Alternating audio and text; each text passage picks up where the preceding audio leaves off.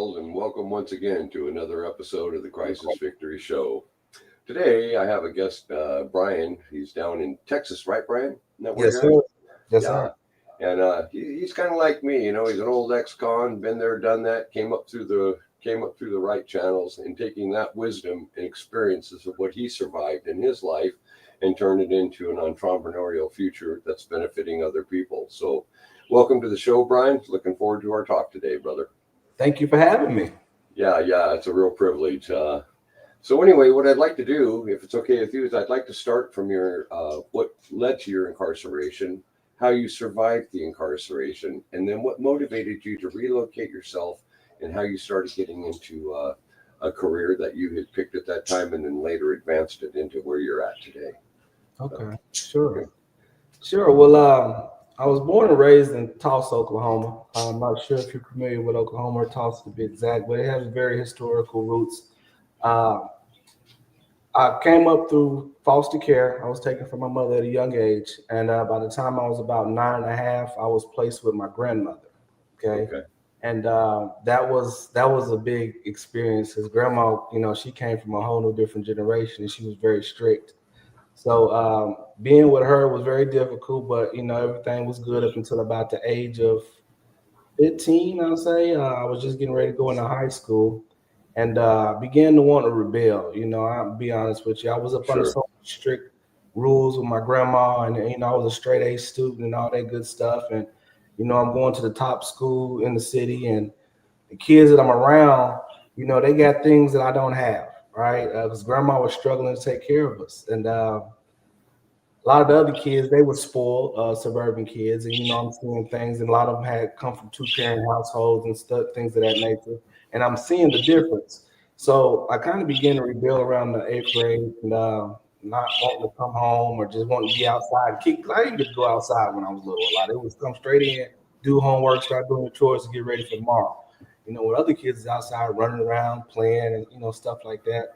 So right around eighth grade, ninth grade, I was rebelling, started getting in a little trouble, uh, got in, fell in love with weed, started smoking a lot of weed at the time, and began to make some bad decisions. I ain't gonna lie. One of the worst decisions I made was I was with some family members and some friends, and we was out riding one night, and they decided to go try to rob a fast food restaurant. And at the time, it was like a last minute thought that they had, but I wasn't paying attention to what they was doing and got myself caught up in it. And I ended up being the getaway driver. And we Oh got boy. Yeah. yeah, we got pulled over. Now I was the youngest person in the vehicle, and they was all over 18, so they went to the big boy jail, and they ended up put me in the juvenile spot. And that's when I really started to see different things and met some more friends in there, and I ended up getting out, and I copped out to an accessory after the fact, and I was a juvenile. So once I turned 18, as long as I kept my nose clean, they was gonna wipe that off my record, Yeah. which they end up doing. By the time I was 19, it took me to be 19 because I was still getting a little trouble being boneheaded. And then what ended up happening was after I got it done with that, I was good for about a couple years. And then, man, I got heavier in the streets, and it started off with a lot of weed, and then it kind of moved to cocaine, but it was mainly weed, a lot of weed. And I ended up start taking trips out of town, going to California and things of that nature. I was real quiet with what I did. A lot of people didn't really know me in the streets, but my wife at the time, she was very uh, flashy, I guess you would kind of say, and she was always in locations where it was just a bunch of bad shit going on. So one of her cousins actually stayed next door to a very popular drug house, Oh, and she liked to hang out around there, and she would have my car parked around there. And the car was in my name, so any officers going through there doing any surveillance, running plates, it would come back to me. What ended up happening through those types of ventures she was always doing, I ended up getting raided. I got raided by the feds around 2004. so you were federal. Yeah, I went fed. Yeah, I went fed. Okay. Well, it was state and fed, but the drugs was like 400 pounds of marijuana. So what they ended up doing was my federal lawyer asked the DA to indict me on the marijuana because I had guns and marijuana is what it was. Oh And yeah. The cold part about the guns, though, was I had applied through the OSBI to have legally be able to carry those guns. And what had happened was we went and did all the training and everything. We had to submit our fingerprints, and there was like a 90-day window. If you didn't hear anything back in 90 days, they automatically would grant you the right to carry the gun. And this was in Oklahoma around 2004, 2003. The Brady bill had expired or something to that nature. And me and my cousin, when he got approved, like 60 days, he got approved. Mine was kind of delayed. Next thing I know, right around the 87th day, I got notice that they declined me. They denied me. And on the 90th day, I was getting raided. Wow. So they came and did raid in my house and charged me with all those goods. It was like 5 pistols. And since I had drugs in the house, it was commission of a felony. Yeah. Okay. Now hadn't been in trouble prior to my juvenile case. So when they came and indicted me, it was quite a show. I would have never expected to be indicted or raided. My worst fear was an unlawful delivery. Yeah. On 400 pounds back in the day before it was legal. Right. So I ended up getting indicted, like I said. Now they took the weed and had it in the state, and then the feds indicted me on the guns. Yeah. And I was young, 19, and they intimidated the shit out of me, had shown me how they could stack the charges on me. Made me do about 25 years, five each gun carried 5 years. Jeez. So I hired an attorney, and it was kind of funny because when I bonded out and hired an attorney, people was laughing, like, man, John Gotti, he got indicted by the feds and he went with a public defender. Why is you paying for an attorney? Yeah. I'm like, I think I need to be out. I can't do nothing from inside here. I got to get out. So I had an attorney. Now, the attorney I actually used to be the DA in the city. So it's kind of crazy because I don't know if he had a turn of heart, but he did tell me he think he put a lot of innocent people in jail. So now he was trying to work on the other side to help defend people. But I think it's all a money grab. But anyway, he ended up working out a deal with the DA. I mean, I was sitting in the office with him talking about it, and this really heightened me later on in life when I seen the relationship these folks be having, because it's all a game with them. And we were sitting there talking, and he was letting me know my options. He was like, well, if I ask the DA to indict you on these drugs, it only carries about 4 years. He said, but over in the state, you're looking at least 10. And I'm like, man, I would rather. He said, I think it would be better for you to do all your time in one location than have to do time here and then have to go do time over there. I was like, yeah, I agree with that. So he said, I'll see if he'd be willing to indict you on the drugs, and we get all this going on. And I'm sure since you weren't trying to fight us, he'll probably include that with the 5 that they was offering. Yeah. So right there, he pulled the phone up, called the guy, and they're laughing and joking, talking about a children's birthday party. Then he kind of forgot I was in the room. Was like, well, that case you have with the Wooty Wooty. He's like, yeah. He said, well, I have Mr. Aromaye right here, and he's wanting to know if you would indict him on the drugs as well. Then he was like, well, how much drugs was it? He was like, about 400 pounds. He said, oh, what's that, about 4 years? He's like, yeah, it's about 4. He said, yeah, we'll indict him on that. So that phone conversation was over. And then, when I had my next state court appearance, my attorney walked in there with me and told the judge to, they're going to dismiss, the feds is going to pick it up and everything. And I walked out the courtroom, and then I say about a year, close to a year later, maybe it wasn't about a year. I want to say about 4 or 5 months, I had to schedule an arrangement to go turn myself in and start my time, man. And right. All I know is when I was in that county jail, I seen a lot of people in there that had rap sheets way bigger than mine, and they had less time than I did. So as I was going through that transition of life, I just asked God, I said, whatever it is you want me to learn in here, please let me learn to get out of here. Don't get full time, because I didn't know what I was walking into. But once I got on the facility, which was El Reno, Oklahoma. I've been there. I went through El Reno when I was heading to Leavenworth. There you go. That's the transfer center. That's the transfer center is in Oklahoma City, so a lot of people do get stationed there. So I was at Reno. I was fortunate. Now check this out. This was right around when Katrina was going on. Okay, this was 2005, right? Well, I was supposed to be going to Beaumont. Now, if you know about Beaumont, I do. They rocking and rolling down there. That's the gladiator school. Yeah, So it is. I was shaking in my boots when I found out I was going there. Yeah, especially for a first termer. Right. Right. So with the storm coming, they had to shut Beaumont down and start sending people other way. So they redesignated me to El Reno. Perfect. So I was fortunate to do all my time in El Reno. Yeah, once I got in there, I just said, let me just program and make this time go by fast. So I got in, I programmed, I worked on my business associate's degree, and then I got into the electrical department.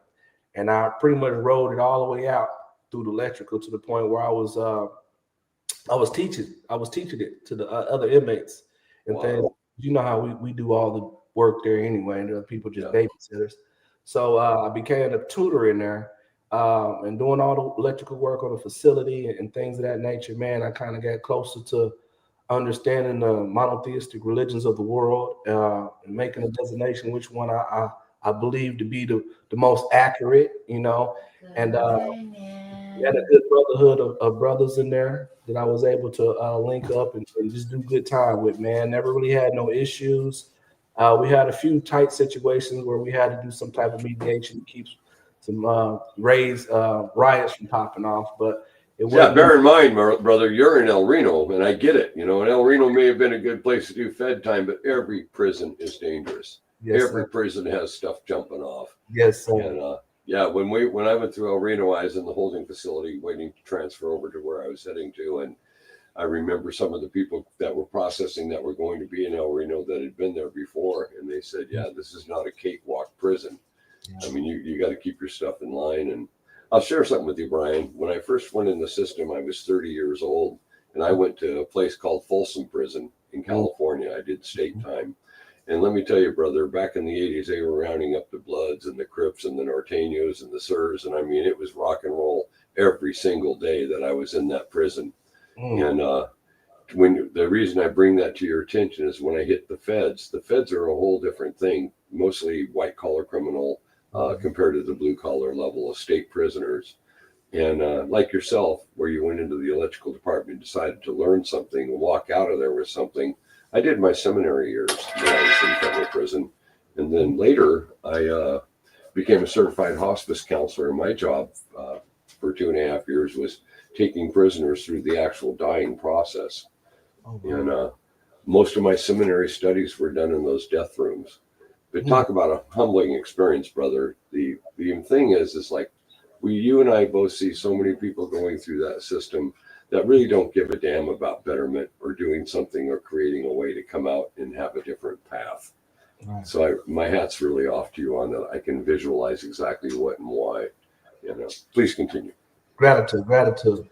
So once I got in there, you know, getting pretty good with the electrical. Next thing I know, man, they had a time cut. I got 6 months off because of the crack law.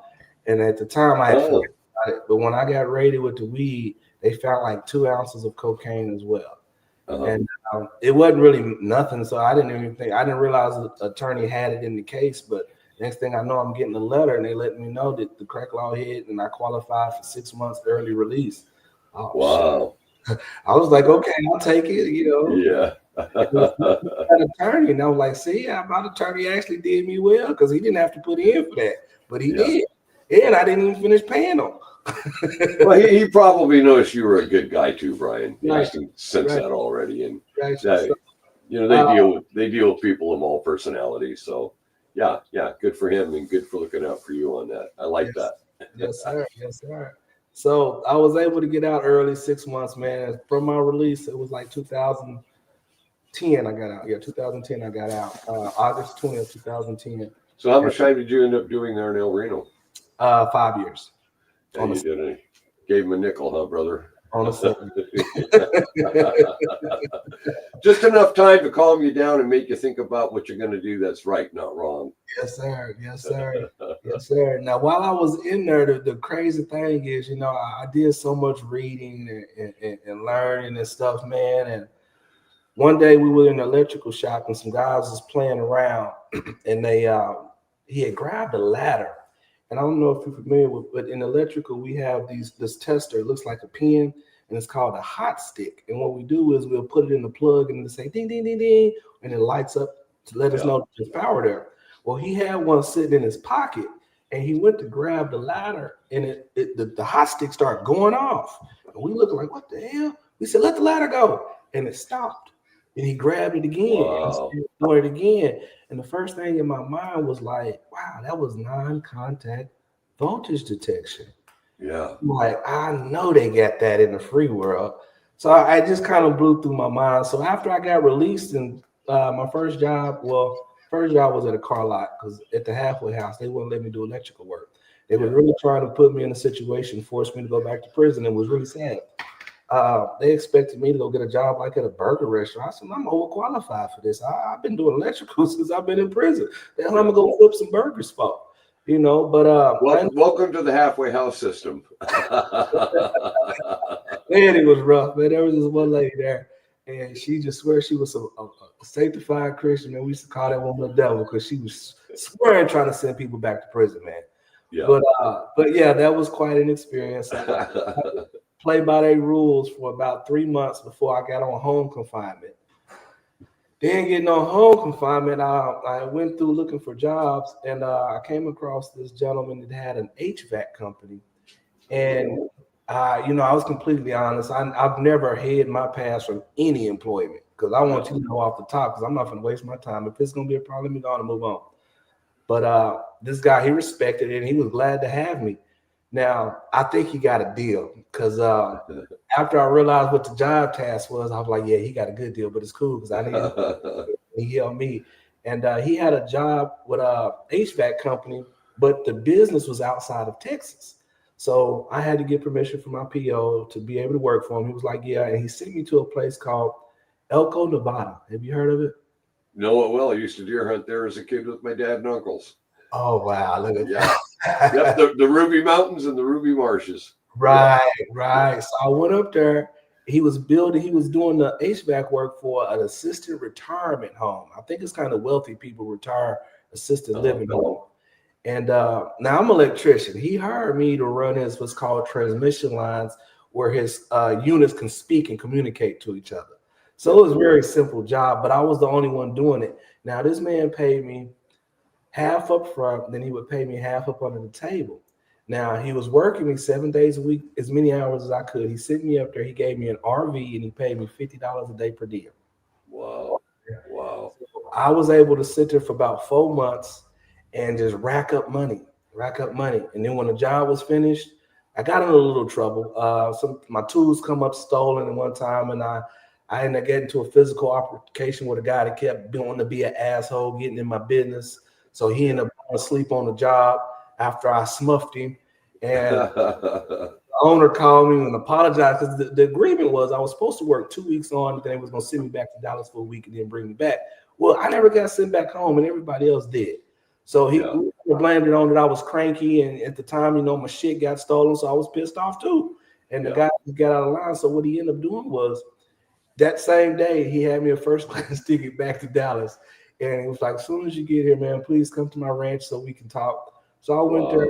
That man not only refunded me all my money for what I paid on my tools, but he added an extra 10 grand on top of that and everything else he owed me. Respect. And he was like, man, I appreciate your work. He said, like I told you before, after this job, he's like, I'm retired. I'm moving to Mexico. And that's what I did, man. And he put me in a situation where I was 4 months out of prison, and now I got a nice little sum of money. First thing I did was I went back to Oklahoma and picked my son up, and then brought him back to Texas with me. Beautiful. And he had been rocking and rolling ever since till he got grown. Now he's grown doing his own thing, but I ended up remarrying and having 2 more children. So now I have a 10-year-old and a 5-year-old, and they get to experience. That's current. That's current age right now. Yeah, that's their current age right now. My oldest is like 22. Boy, do you have a plate full. That's too funny. I can't complain, man. I wouldn't change a thing. But as I came home and left that job, getting back to Texas, now I had to get a real electrical job. And I was fortunate to hook up with a good company, and they had a big job at the time. It was like the Cowboy Stadium they was working on. And I got to experience some things there. And then I actually see my first fatality in the workplace. And when that fatality happened, the first thing came to my mind was non-contact voltage detection. if he would have had them gloves on that I've been thinking about, it could have Yeah. stopped him from getting electrocuted. So once again, this was trickling in my mind. I'm like, but now I know it's somewhere out here. Somebody has this technology, right? So as time began to progress and I moved up in the trade, I started becoming in management positions very quickly. And you being able to leverage technology, because in construction, prior to technology, we do a lot of things on paper and blueprints in the job on the job Sure. site. Of course. So now things is moving to tablets. So we're able to have everything on a tablet, have access to more information. And I was working in electrical. There's two fields, right? There's what we call open shop, where people just generally work for general contractors. Then you have union workers. Okay. Yeah. The union workers don't really like the non-union workers. Okay. They call them rats. Okay. That's what they say. Go figure. So the union is the brotherhood. So they're real strong, but they're not really strong in the South here. Okay. So they got a bad connotation. It's like what we say about the union people is like they like to hide and seek for $1,000 a week, meaning they ain't trying to do no work. Yeah, yeah. So me coming from open shop and a harder work ethic, I actually ended up joining the union because Facebook came to Dallas, and it's around about 2017 now, and they wanted to build a mega data center down here, right? Now, at the time, all I had been really building is hospitals. Let me tell you about hospitals. Hospitals have 7 systems, okay? Of those 7 systems, in the event something catastrophic happens, let's say they lose power from the substation, they got 2 systems that's going to stay on because it's backed up by a generator. It's called life safety and critical systems, okay? Those makes sense for a hospital. Yes, sir. Yes, sir. Yeah. And everybody else, they out of there. Now, those they will run as long as someone's there to refuel them. Typically, we got about 72 hours on a good sized generator in the hospital. All right. Let's keep this in mind. Now, this is human lives we're talking about in the hospital. Yes. Yes. Okay. So when I go to this data center, I left one job as a supervisor. Okay. Wow. I was running a crew of 150 guys. We're doing a whole 9-level hospital from dirt to a whole working facility when I walk away from that. That's 18 months we do that. Okay. So I take a vacation from my job and I go work for Facebook with my tools. So I'm out there in the field working. Okay. I made money with my tools on, and Facebook with the union, they offered family benefits for free. Okay. So I made more money with my tools on in 2 weeks than I did when I was working as management in the open shop. Amazing. So it was a no-brainer. I quit. Went over here to the union, and in 2 weeks I was a supervisor over there. My God. So my pay every year that I was out as an electrician, my pay went up. Every year it went up. Okay. All the way to when I walked away from it, I was at $160,000 a year. Okay. Yeah, listen to that, audience. That's an ex-convict. Look where he took it. I love it, brother. Good for you. $160,000 a year. And then I turned around and walked away from it and got into real estate, and I still ain't looked back. Now, beautiful. When I got to Facebook, let me tell you, I seen some shit that scared me. Okay. I read when I was in incarceration, Behold the Pale Horse and The Unseen Hand. Okay. Whew. So here it is. We're at Facebook. It's supposed to be one building. Okay. Let me tell you what this, because this is gonna fuck a lot of people up. All right. So the one building is the size of a football field. Okay. That's huge. Facebook, all these tech companies, they're in a race for what's called data aggregation. Explain that. Okay, data aggregation. Okay, typically, let's say in an office building or anything that serves the public that has any type of data technology inquiry where you get Wi-Fi computers, they have a room in there where they may call it the data room or the data closet. It's a warehouse, data warehouse. Yeah, but we're talking small just to keep it on where people can relate before I jump to the big shit.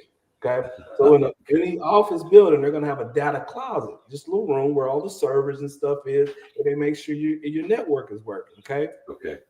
That's typical. And a data server is about the size of like a DVD player. You know how DVD players are real thin and long? And Yeah. that's just the data server for a small building. Well, imagine that room being the size of a football field and nothing's in there but multiple servers on top of servers on top of servers. Okay. My God. That's their infrastructure. Now, if a hospital has a couple rooms where they have that, and then I'm telling you, I'm talking about a whole warehouse, you can only imagine the capacity this could hold. Yeah, that's enormous. It's huge. Enormous. Now, check this out. I also just shared with you a hospital has 7 systems, and only 2 of those systems are backed up by a generator, and it's only 1 generator. Well, Facebook have these buildings, like I just described. The walls are 6 inches styrofoam, 2 inches concrete. So that's very insulated wall building. Okay. Temperature controlled? Yes, temperature control. Yeah. Because they don't want them to get hot. That's the whole thing. They don't want them to get hot. So they try to keep it real cool in there. Exactly. All right. Now on the back side of each building, they got like 30 generators. 30 generators. That's amazing. Called redundancy power, meaning they got a backup for the backup for the backup for the backup. Wow. And it's being powered by solar power and wind turbines. Wow. Okay. Why do you need so much power for data aggregation? Because they got something else going on, huh, brother? Exactly. Yeah. Now we finna go to our conversation. Now, after we would get the building complete to about 80, 90%, they can actually gain occupancy clearance. Okay. Now, this is where shit changed. Whenever we have to go back in that building to do some maintenance work, the security level is prison level. I mean, wow, when they come with servers, because they have these little go-karts, it's real dim in there, and everything has a blue light thing. Okay. And they come through on these little portable carts. They're geeks. They're all geeks in here, right? These are geeks. Everybody thinks in glasses, they're geeks. Yeah. And when they come on these little carts, you have to turn around and face the wall. Really? Yes, we're contract. We have to turn around and face the wall. Why, Brian? What's going on there? Now, each one of those servers, one of the upper guys told me personally, it's like each one of those servers you're looking at least $100,000. Wow. They come through. So and outside of the security clearance, what goes on Facebook is more than just likes and pictures. You have commerce going on there. You know, there's sales and transactions being made. Yeah. Everything is being tracked. So it's very serious with them when it comes to that money. On top of that, you have a gentleman who has gotten people to do something very easily that the CIA and FBI haven't been able to get people to do for years. And that's give you all their fucking information. Wow. So the data aggregation is more than likes and pictures. They are examining you. They are calculating your response and to put you in pots of high probability of what you're going to do when we put certain things in your face. Would you call that AI? Well, this is the foundation of the AI. Well, AI is the second wave of technology. Yes. Okay. Yes. We're going through the second wave with AI now. Okay. Wow. Data aggregation is them building the platform. Now, this is the thing. The whole motto of the job site for Mark was connect the world. Yes. What does that mean? That's one world order. Yeah, right? frightening. It means control, Brian. There you go. There you go. Yeah. Now, wow. It was just one job site I was on. They had multiple job sites going on at the same time all over the world. Wow. When we would fix an issue, I was fixing a lot of electrical issues, infrastructure things that they couldn't solve. Whenever I would fix it, they would share my information with the other job sites. So they would be, and it was insane. Okay. Now, keep in mind, I'm just the electrical company on the job. Yeah. Our cost was over 10 billion for the whole. It was supposed to be in one building. It ended up being 4 buildings, and it lasted for over 3 years. Wow. Okay. Money was not an issue. Just to show you how money wasn't an issue. We had a gas facility on site. Okay. All the company trucks would fill up there. Yeah. Then some of the trucks have 55-gallon gas on the back. They didn't monitor anything. They don't give a fuck what you do with the gas. Just Wow. keep it up here. So for 3 years, I never paid for gas on none of my personal cars. My lawnmower guy would come get gas, keep my gas free. Of course you are. It was just a great situation to be in. I've never been a part of so much money. Yeah. So going through all of that, after the first building, I would get on the speaker because I have a lot of people that I'm responsible for. And we was all communicating on, speaker. We had our own network. And I would tell them, hey, guys, I don't know if y'all realize what we're aware of, but we're going through the fourth industrial revolution, and this is tech. I said, we're actually building our own prison. And here he goes, 10-4 theories. That's like, no, that was 2017. I was telling them this. Now we're in 2025, and look what we got now, AI. Yeah. Okay? Yeah. It's frightening, isn't it? Yes. When you made that comment about one world order, it's all kind. The Bible explains to us in Revelations that one of the signs of the end of days will be the increase of knowledge. What is more knowledgeable than AI? It grafts and pulls and draws from every possible resource, integrates it into its own self. And I want to ask you something, Bryan. Do you think that it's already become an entity of its own? Do you think AI is now out of our control? Yes, certainly. Man, look, have you seen the eagle eye? I have. Okay, yes. Eagle eye is exactly what we're facing. Now, you heard of Eric Snowden, I'm sure of. Of course. So you realize Eric Snowden is the one that created Eagle Eye, the technology. No, I'm not aware of that. Okay? Wow. He created the technology for the government to use for good purposes, and they turn around and start using it to spy on us. And he didn't like it when he found that out. So that's why he came and spoke on it, and that's why the government wants him, but Russia is giving them. Yeah, welcome to the Patriot Act. There you go. There you go. Enemy of the state. So that's exactly right. Things people don't realize is really going on, but the key foundation of it all is the financial system. Okay, yes. The Federal Reserve. Okay, we knew what Abraham Lincoln stated what was going to happen to us if we let these banks into our system.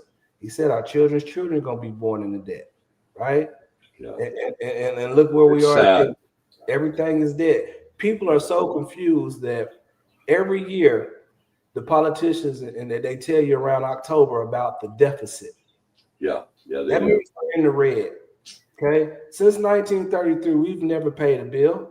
We couldn't. There's no fucking money.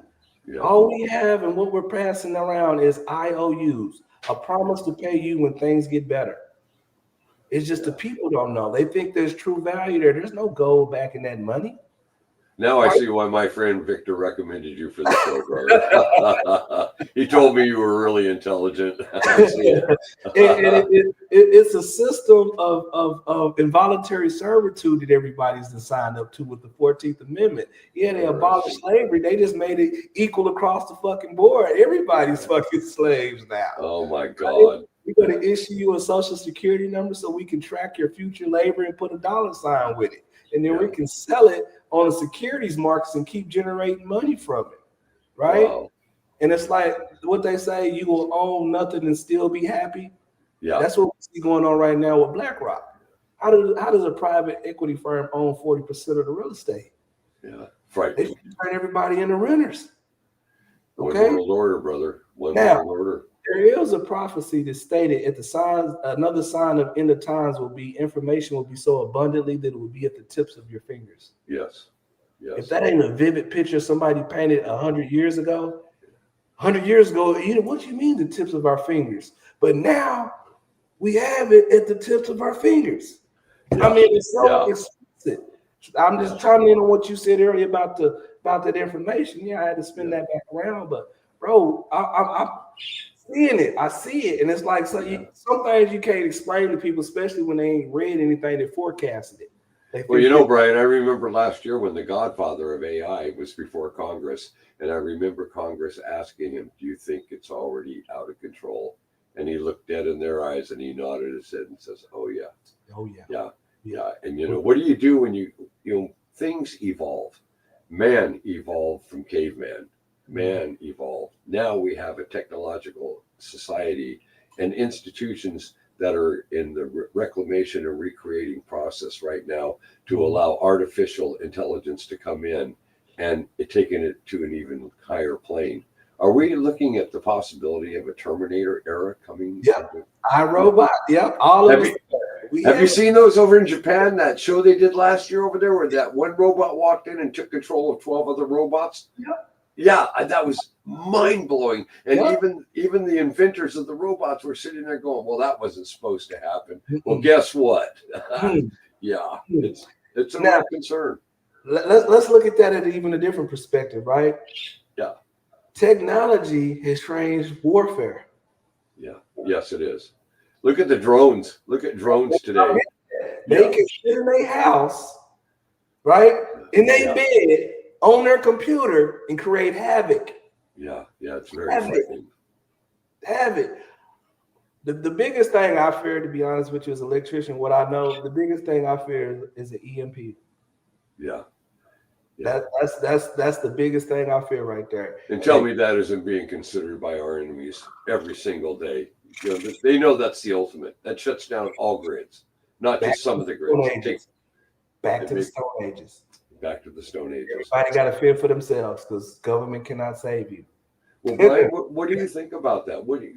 Based on your knowledge, your involvement in all of this, what do you think? Do you think that this is a considered concern in the near future, or do you think we still have time? With the mentality of mankind and those that just have a thirst for power and dominance and a self-destructive species that we are. Man, God knows best, brother. Yeah. You know what I mean? I do. This monster, and all through all the books and ancient scriptures, he tells you about man. Mankind has been very ungrateful. What did they in the Bible a lot? They talk about how stubborn the Jews were. Yes. Okay, at the time of Moses, you had Moses. He was a chosen man to lead these people, but every time he would lead them, they just would give him so much hell. The story of him splitting the sea. And they walked through on dry land. I seen an episode on I can't think of the show, National Discoveries on YouTube, and they showed where the scientists that went in the water and was looking under the Red Sea, and they found fossilized chariots and people, and they started to tie. Well, this is where it was parted, and when they said Moses made the cross and Pharaoh came out, and then the waters fell on them, and it was like, wow, you see. I think I saw that recently, actually. So I know exactly. Yeah. I'll tell you something that's really interesting to me too. Is we look at and align the scriptures with what we're at today. You take Daniel, Ezekiel, and Revelations, and you put those three together, and they are the storybook of what's going to happen in the very near future. Right. But getting back to you're talking about a one world order, and I find that absolutely fascinating. Look at how the politicians are changing the face of the world, specifically America right now. And it's just absolutely interesting to me that some of the people that are civilians working in the political realm, like Elon Musk and some of the others, they're all involved in advanced technology. And the other thing is the resurfacing of information now on the UFO dilemma that we've had since 1943. And where were the UFOs heading? We see that UFOs are being spotted over nuclear sites, military bases. Do you think that they're trying to tell us something? Because if you don't believe that there's other intelligence out there, then you're in the Stone Age. You're insane to think that we're the only intelligent life form when science is steady discovering new things in the water. Right? Exactly. The water is where everything is linking back to. We're 90% water. Shit can't live without water. So tell you, water is the source of life. So if it is predominantly water, where do you think the life form is going to be found? Very interesting. Very interesting. Well, we have the grays, we have the blues, we have extraterrestrials that are in custody right now, and people are whistleblowing like crazy, saying this should have been out a long time ago. And what they're doing is they're re-advancing our technology by taking crashed UFOs, and then we go in there and we take the knowledge from what they have created that's probably been around for millions of years, and we're sending it and selling it to Boeing, McDonnell Douglas, all of these people that are highly classified in secret places doing this. So now what do? The cat's out of the bag. The world knows that these UFOs do in fact exist. And you being a person that has worked around what you just described with the Facebook warehouses and all that, I can't help but wonder if some of that technology, that advanced technology, has even infiltrated into these civilian corporations, not just militaristically speaking. What do you think? To an extent, most definitely. And I'm gonna tell you this. With Mark, when we was doing the data center, I realized here recently that we was laying the foundation for the other part of technology, which is Meta. Okay, are you familiar with Meta? No, I'm not. I've heard the title, but I'm not familiar with it. Meta is a world inside this world where you can be whatever you want to be. You can go Wow. to Meta and have a job in Meta and make money. You can be in Meta sitting in your house and order a pizza, and the pizza will come to your real house. Yeah. Okay. I Okay, follow. there's a movie called The Surrogate with Bruce Willis. Okay, Yeah. that's Meta. Wow. Okay, We're there. The Surrogate. It came out in, I want to say, the early '90s. Yeah. And that's what Meta is right now. Wow. You have people that are able to purchase your physical real estate online in Meta Wow. and other platforms and make money. Okay, so this technology is beyond what we can think of, because anything that's released to the public is already was through the government first, right? Yeah. So they do reverse engineer this technology, and more things are becoming to light. One of the greatest debaggles is right now is the pyramids, right? They want to know how the pyramids built, and they're still standing. We have roads that are terrible, and pyramids are still standing. You got ancient cities, these roads are still standing. So we knew there was a higher sense of technology before. We just ain't figured it out yet. Well, look at the hieroglyphs and the pictoglyphs. I mean, these are people in spacesuits. They're showing, they're showing flying saucers 3,000 years ago that are painted on the wall inside of the pyramids. And the precision, brother, the precision of those pyramids, the tonnage, the amount of work that had to be, and to do it exactly and align it exactly, that's far and beyond what man. Yes. Now, I've seen a theory that they used sound and vibration to move objects. Wow, almost anti-gravity. There you go. Yeah. You see the spaceships and you hear those pilots talk about, man, these things are moving in directions and ways we can't fathom. With no sound at all. No sound. No propulsion. No propulsion. Yeah. So, and here we are. Hey, it's like of course, when I was coming up, and certainly when you were coming up, there was science fiction. Yes. Not anymore. Yeah, it's the Dick Tracy days now, bro. Yeah. It really is.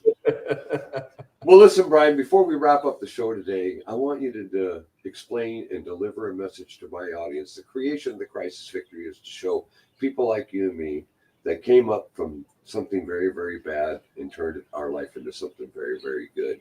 And each and every one of us that have gone on that path, we offer something back to humanity. And I already see what you've been offering today and sharing what we need to be looking at, looking forward to happening. And I wonder if you have any advice that you could share with the audience today to let them know, other people like you and me that are maybe in prison right now that might get a chance to see the show, people that just came out of the prison system and they're still disillusioned and don't know which direction to go. Why do you think we have a 93% recidivation rate of brothers and sisters that end up going back into the system within the first 1 to 2 years after release? What advice do you have for them, Bryan? Everything starts with a plan. Okay. If you Beautiful. You failed already. Yeah, I did. So having a plan is where it all starts. My main thing, I started small with a 5-year plan. I completed that in 2 years. So I had to go back and reevaluate and do more challenging things. But everything starts with a plan. Okay. Now, everything don't go as planned. Yeah. But at least it gives you something to look forward to and prepare for. A direction. Because you never know what's going to happen. But taking action has been my biggest thing. Don't get stuck in what they call analysis paralysis, trying to overanalyze and analyze the situation. Just take action to see what results going to produce. That's what I wanted to say. Okay. But yeah, just that's what it all started with me, was just taking a plan. I had a plan. Okay, I'm gonna get a job. All right, once I get a job, okay, I'm gonna start saving money for a place to live, because it's time, I'm staying with my father, and saving up for a car. Just little things, because when you're first coming out, it can be overwhelming, especially with technology. Well, it is. It is. Oh man, when I came out, I had a sidekick flip phone type situation. When I came out, they had the iPhone. I was, and they drove me from the El Reno to Texas to the halfway house. And when I tell you, I never looked up and looked around. I was stuck in the phone the whole 4 hours. Wow, what is this? Yeah, reentry into the society is a real big problem that we see so many people failing in that moment, in that point. And I think a lot of that is fear generated, because it's how do you acclimate yourself to something that you're not familiar with? Right. And here, Bryan, you were the perfect example of that today. You and I both, when we were in federal prison, we took that time to do our studies, to get focused on a direction. And then what we did was we applied that knowledge and stayed focused on our direction. And I think that's one of the best messages out of all the shows I've done that was given was by you today, Bryan. I have nothing but long respect for you. And I want to thank you, Bryan, for coming on my show today, sharing your experience. Every one of you out there that got to hear this, just understand you can come out of a bad situation and take that time to create something better for yourself and those that are close to you that you love and care for and want to provide for. But it's like you said, you got to have a goal, and then you got to make a plan. Bryan, it's been an honor, brother. Likewise, brother. Nothing but respect for you. And one of these days I may call upon you to come back on my show again, and I hope you do. No problem. And I'll sure be sure to tell Victor thank you. Yeah. Okay, folks. Well, that wraps up another episode today, and I'd like to take this moment to thank each and every one of you for taking your time to catch our show. Now, if you like these shows, I would ask that you would please hit like, share, and subscribe. It's so important to us that we get these messages out, and we understand that these are graphic, almost toxic interviews. But, this is the kind of impact that we feel is needed in order to make sure that people understand the significance of the problems that we are confronted within our own country and around the globe. So I'm going to say at this time that I love you all. God bless you all. Hasta luego, y vaya con Dios, and go Victors.